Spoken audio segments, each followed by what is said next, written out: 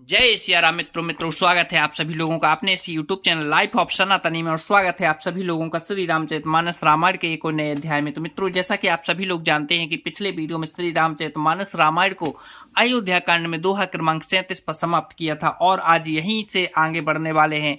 यहाँ पर एक बहुत ही भावुक होने वाली कथा चल रही थी जिसमें भगवान श्री राम को वनवास होने वाला था और आखिरकार जिस सुबह भगवान श्री राम को वनवास होने वाला था वो सुबह भी आ चुकी है।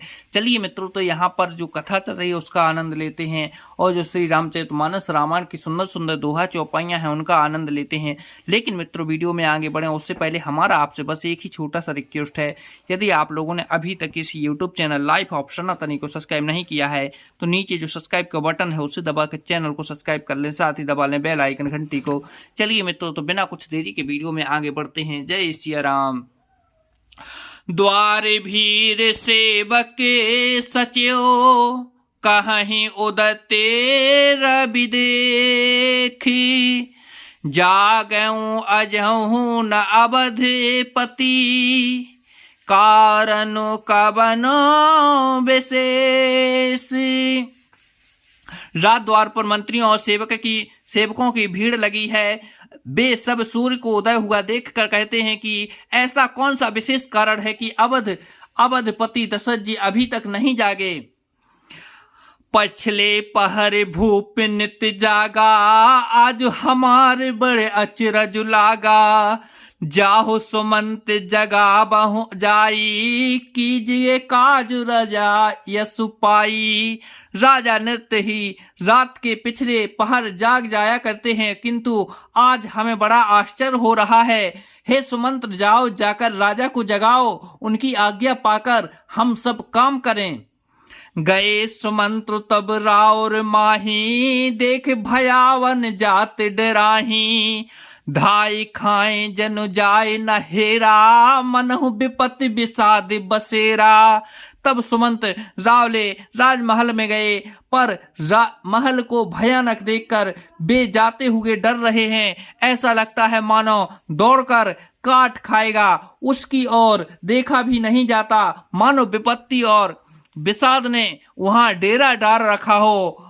पूछे को न उतरऊ देई, गए जे भवन भूपै केई, कहीं जय जीव बैठ से रुनाई, देख भूप गति गाय गयऊ सुखाई।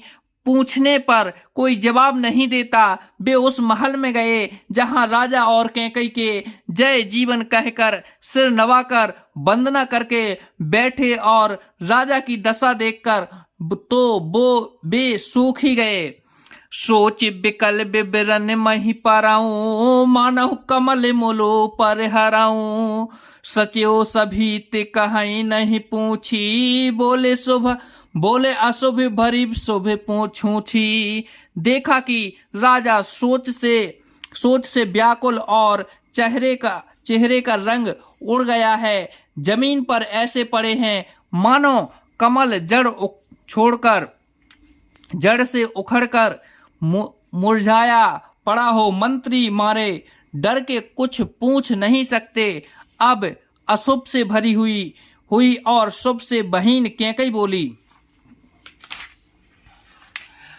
पूरे नाराज नींद से हे तु जाने जगदीशो, राम राम रटि भोर किए, कहीं नाम रामो महीसो।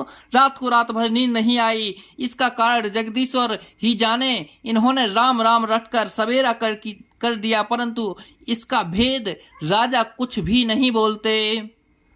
आनहु राम ही बेग बुलाई, समाचार तब पूछहु आई, चलऊं सुमंत राय रुख पाजानी, लखी को चाल कीन कछुरानी। तुम जल्दी राम को बुला लाओ, तब आकर समाचार पूछना। राजा को रुख जानकर सुमंत्र जी चले, समझ गए कि रानी ने कुछ कुचाल की है।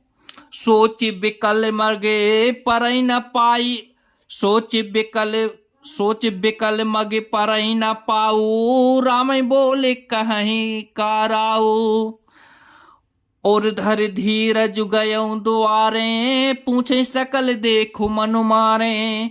सुमंत्र सोच से व्याकुल हैं, रास्ते पर पैर नहीं पड़ता, आगे बढ़ा नहीं सक जाता। सोचते हैं राम जी को बुलाकर राजा क्या कहेंगे।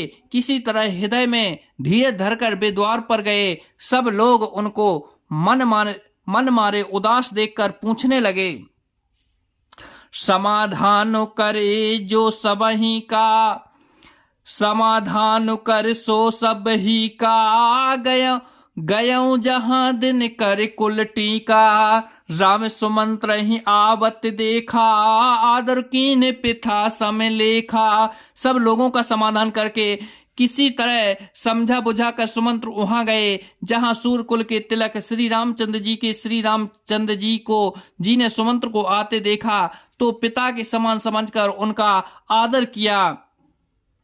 निरख बदन कहीं भूप रजाई, रघुकुल दीप चलऊं लेवाई।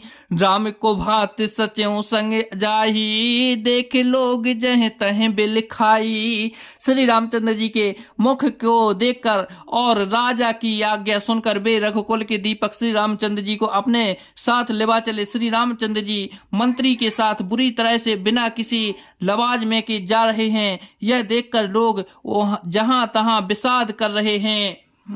जाए देख रघुवंश मणि, निरपति निपट कुसाजो।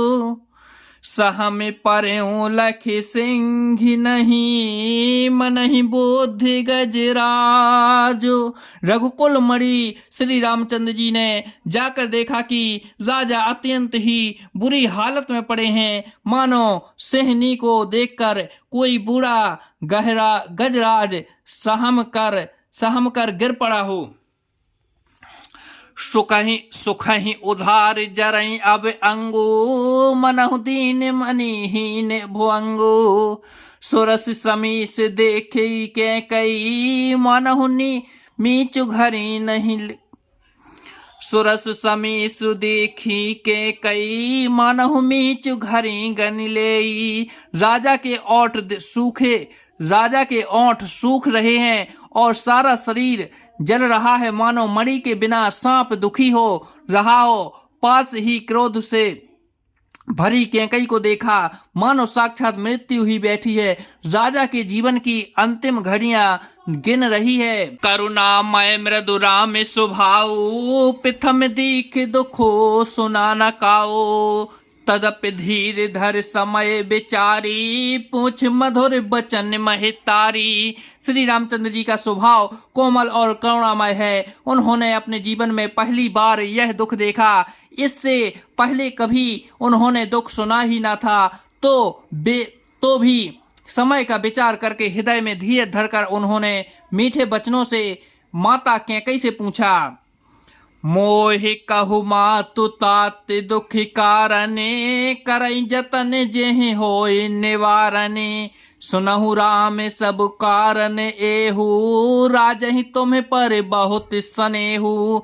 हे माता, मुझे पिताजी के दुख का कारण कहो ताकि जिससे उसका निवारण हो सके, हो दुख दूर हो, वह यत्न किया जाए। कैकई ने कहा, हे राम सुनो, सारा कारण यही है कि राम का तुम पर बहुत स्नेह है।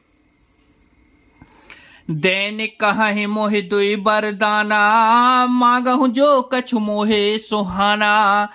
सो मुनि भयऊ भूप और सोचू, छाड़ न कहीं तुम्हारे साकोचू।